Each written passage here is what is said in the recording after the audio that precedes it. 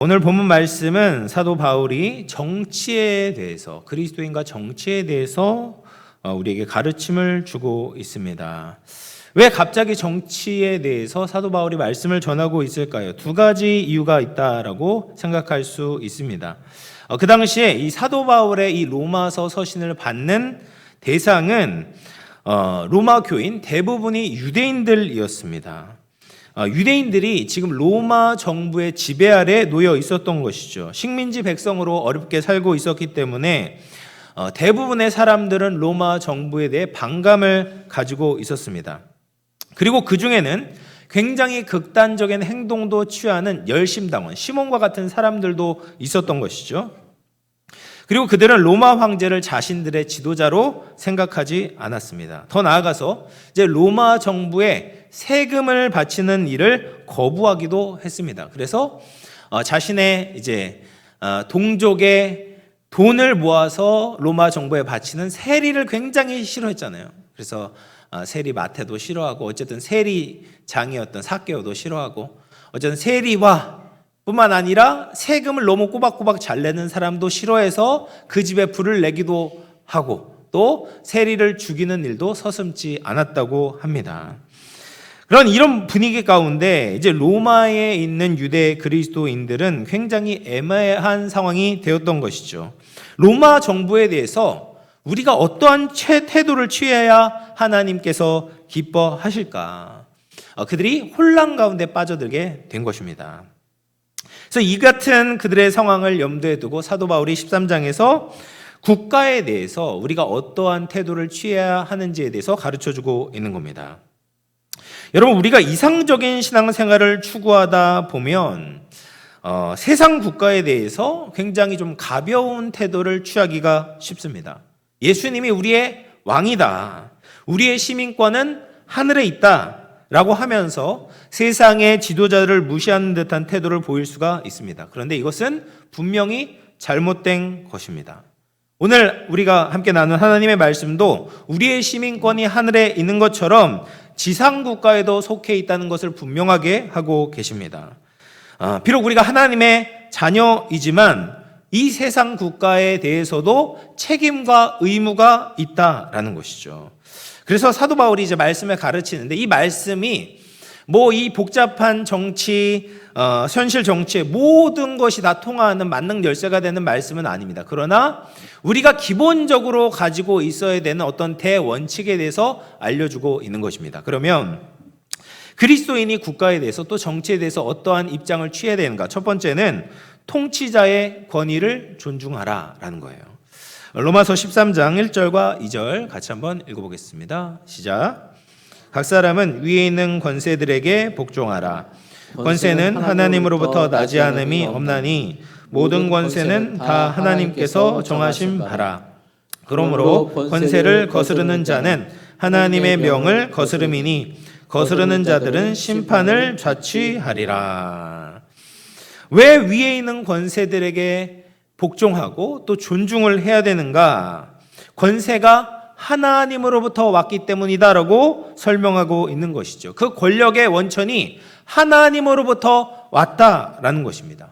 그래서 그 통치자의 권력을 존중하지 않으면 그 권력을 주신 하나님을 멸시하는 것과 다름이 없다라는 거죠. 하나님을 멸시하는 것은 굉장히 큰 죄악입니다. 이런 의미에서 우리는 성경의 가르침을 따라서 통치자의 이제 권위를 존중해야 합니다. 여러분, 하나님은 온 우주의 하나님이십니다. 우리가 하나님을 하나님으로 인정하고 섬기기 위해서는 교회 안에서의 하나님으로 제한해서는 안 되는 거죠. 이 세상 국가에도 하나님께서 다스리시고 주권을 가지고 계시다라는 것을 인정하고 믿고 고백해야 합니다. 그래서 하나님이 허락하시지 않으면 그 어떤 사람이라도 권력을 잡을 수가 없습니다. 그 어떤 통치자든지 그를 세운 분은 하나님이시다라는 것을 믿고 고백해야 한다라는 것이죠. 그래서 사도 바울이 이 로마서를 쓸 때 로마 제국의 황제가 누구였습니까? 네로 황제였어요. 네로 황제. 네로 황제는 포악하고 초대교회를 박해했었고, 그리고 결국에는 사도 바울을 처형했던 황제였습니다. 그러니까 바울이 이 위에 있는 권세들에게 복종하라, 통치자를 존중하라라고 이야기를 하는 것은 좋은 지도자만 존중하고 그렇지 않은 지도자는 무시하라라는 말이 아닌 것이죠. 좋은 지도자라면 당연히 존경하는 마음이 절로 들겠지만 악한 지도자라도 일단 통치권을 가지고 있다면 그 권세를 하나님께서 주신 줄 알고 존중해야 한다라는 것입니다. 존 칼빈은 이런 이야기를 했습니다. 존경할 만한 일말의 가치도 없는 악랄한 사람이라도 공적인 권력을 장악하면 하나님이 주신 정의와 심판의 사자로서 가지는 찬란하고도 거룩한 권세가 그에게 들어간다. 그러므로 백성은 가장 훌륭한 왕에게 바치는 것과 똑같은 존경을 그에게도 바쳐야 한다. 여러분, 이 시대는 권위에 대한 존중이 사라져버린 시대가 되었습니다. 그래서 부모의 권위, 스승의 권위, 정치인의 권위, 전문가의 권위를 인정하지 않습니다. 하나님이 권위를 주어 세우신 사람들을 깎아내리기에 바쁩니다. 그런 지위 자체를 무시하려고 합니다. 마치 그들이 있어서 이 사회가 더 힘들다, 혼란스럽다라고 착각을 합니다. 그러나 그렇지는 않은 것이죠. 여러분, 일부 부모가 자녀들을 학대한다고 해서 자녀들이 부모의 권위를 무시한다면 가정은 존립할 수가 없겠죠. 최근에 이제 한 선생이 학생을 안타깝게도 살해하는 일이 일어났잖아요. 그렇다고 선생을 믿을 수 없다는 식으로 자녀들에게 가르친다면 학교의 학생들은 마땅히 배워야 하는 또 지식과 태도와 또 여러 가지 도덕이나 성품이나 이런 것들을 배울 수 없게 될 것입니다. 교회도 그렇죠. 담임 목사와 장로님들이 때로는 실수도 하고 부족한 부분이 있어도 그 권위를 무시하게 된다면 교회는 산으로 갈 수밖에 없습니다.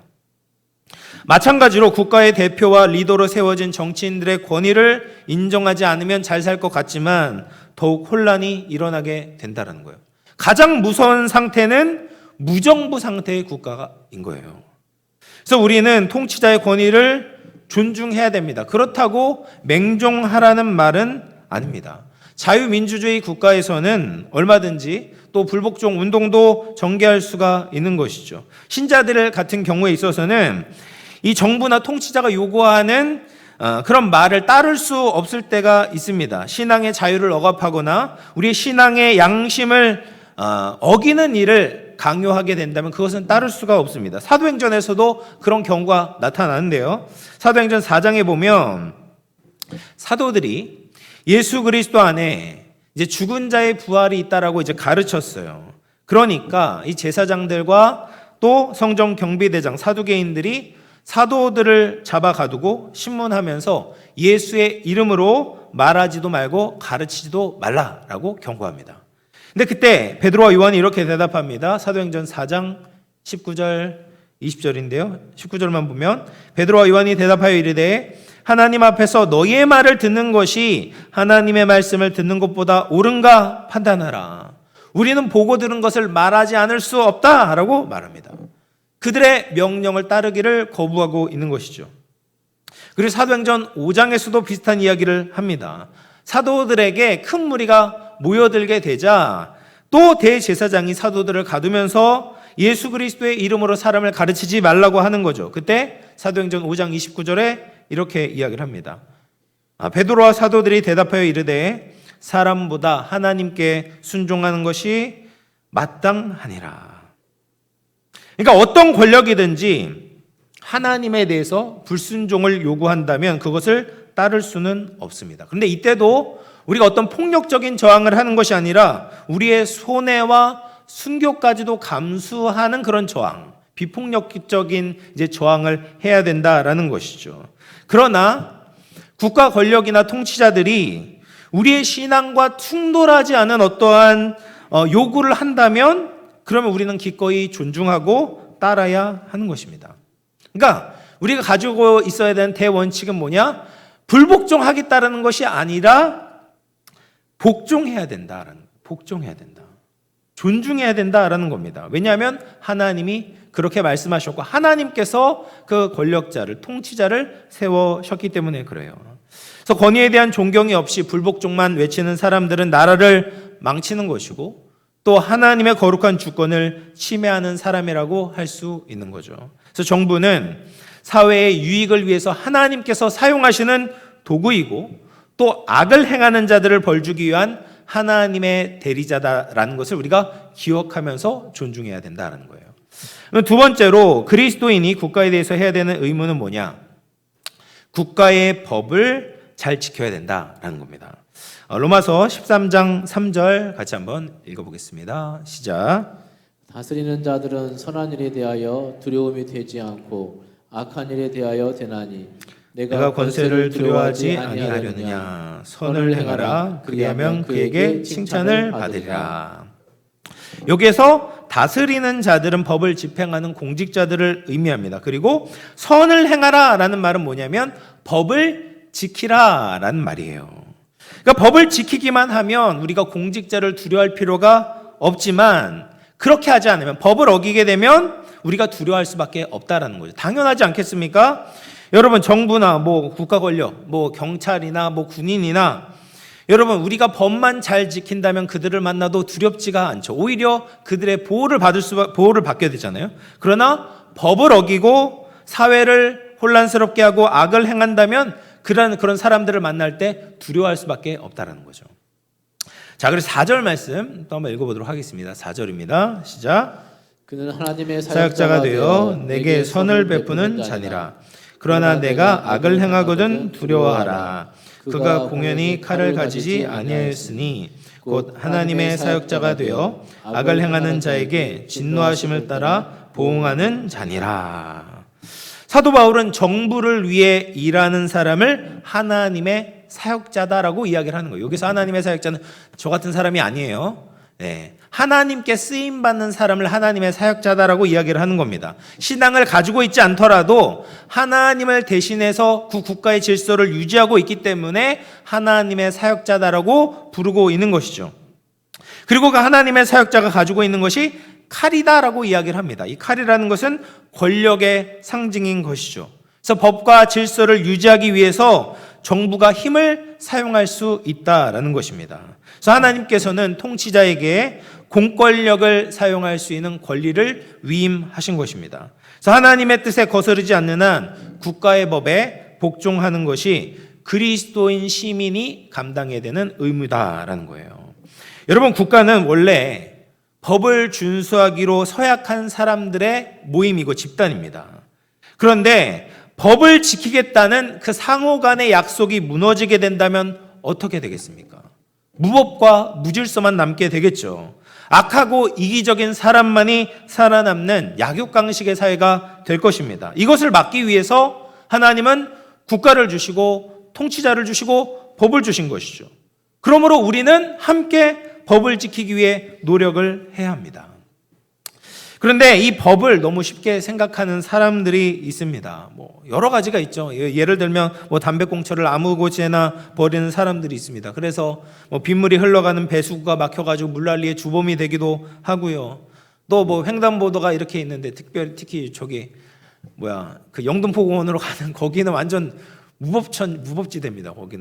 거기 횡단보도로 건너간 사람들이 별로 없습니다. 근데 굉장히 위험해요. 우리 권사님들 이렇게 횡단보도로 건너가시길 바랍니다. 이렇게 편하다고 해가지고 횡단보도 아닌 데로 이렇게 가시는 분들이 많은데 사고 날까봐 굉장히 조마조마할 때가 얼마나 많은지 몰라요. 뿐만 아니라 뭐 붐비는 시간대에 교차로에서 꼬리물기를 하는 분들도 있죠. 이런 식으로 하다 보면은 원활한 교통 흐름을 막게 되는 것입니다. 그러니까 법을 지켜야지만이 결국에는 이 사회가 원활하고 순조롭고 또 형통하게 잘 돌아갈 수 있는 거죠. 자기 편하자고 자꾸 이게 이제 법을 어기게 되면 더 큰 일이 생기게 되는 것이죠. 사랑하는 성도 여러분, 그리스도인의 기본은 무엇입니까? 하나님의 법을 지키는 거죠. 마찬가지입니다. 이 나라 국민으로서 우리가 가장 기본적으로 해야 하는 것은 대한민국의 법을 잘 준수하는 것입니다. 우리 사회를 유지하는 법을 지키는 것이 국가에 대해서 그리스도인들이 보여주어야 되는 가장 기본적인 태도인 것입니다. 사소한 법을 지키지 않으면서 자신이 모범 시민이다라고 생각하고 또 성도라고 자부한다면 우스꽝스러운 일, 모순적인 모습이 아니겠습니까? 우리 모두 법을 잘 지킴으로 또 국가 질서에 이바지할 수 있는 저와 여러분 될 수 있기를 주의 이름으로 축원합니다. 세 번째로 마지막으로 우리가 이 국가에 대해서 해야 되는 모습이 무엇이냐? 국민의 의무를 다해야 된다라는 거예요. 로마서 13장 6절 7절인데요. 같이 한번 읽어보겠습니다. 시작. 너희가 조세를 바치는 것도 이로 말미암음이라.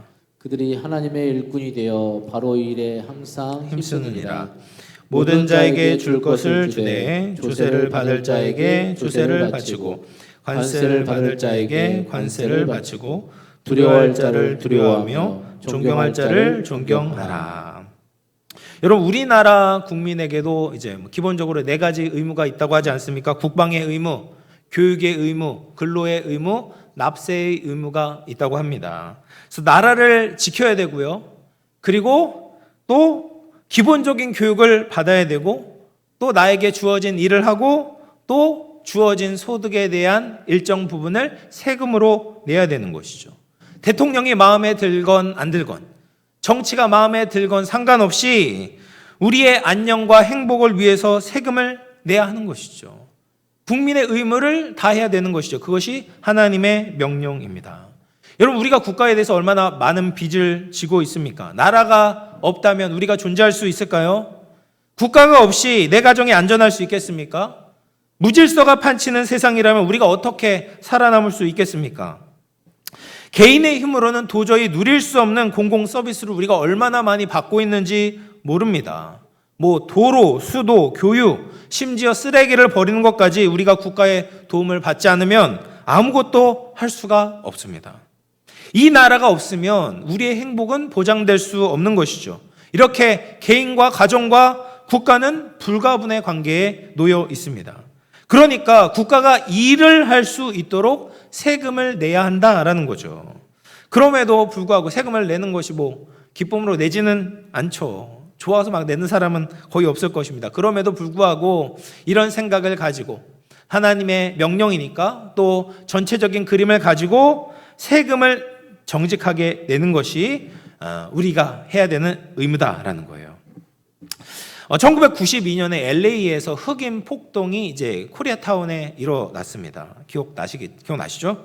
그 폭동으로 인해서 우리 교포들이 수십 년 동안 쌓아왔던 공든탑이 무너져 내렸습니다. 정신적으로, 물질적으로 엄청난 피해를 입었습니다. 그런데 다행히도 미국 정부가 피해자들에게 보상을 해주기로 했습니다.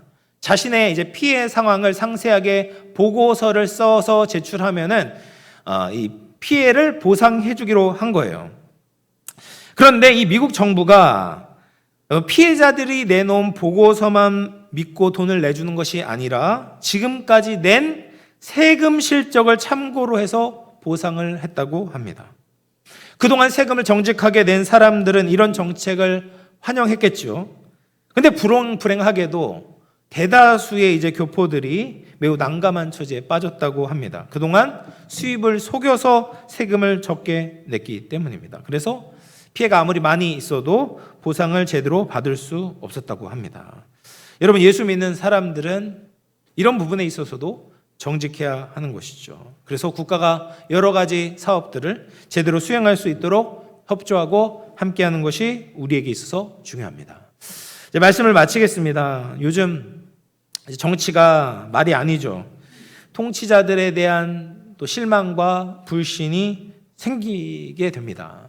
국가에 대한 충성도 약해져 가는 것 같습니다. 그럼에도 국가는 하나님이 우리에게 주신 일반 은총이라는 사실을 잊지 말아야 합니다. 국가가 있기 때문에 국민이 평안하게 살 수 있습니다. 그래서 국가에 대한 긍정적인 자세를 가지고 도와야 하는 것이죠. 그래서 우리는 기본적으로 통치자에 대한 존중과 복종의 자세가 필요합니다. 그리고 법을 잘 지켜야 되는 것이죠. 나라를 주지하기 위한 국민으로서의 의무를 수행해야 합니다. 그리고 하나님께 이 나라를 위해서, 위정자를 위해서 기도해야 합니다. 공의롭고 평화로운 나라가 될 수 있도록, 더 나아가서 하나님의 큰 뜻에 쓰임받는 나라가 될 수 있도록 기도해야 합니다. 하나님 나라의 시민이자 또 우리가 속한 대한민국의 국민으로서 맡겨진 책임과 의무를 다하며 하나님을 기쁘시게 할 수 있는 저와 우리 모든 영험의 가족들 다 될 수 있기를 주의 이름으로 축원합니다.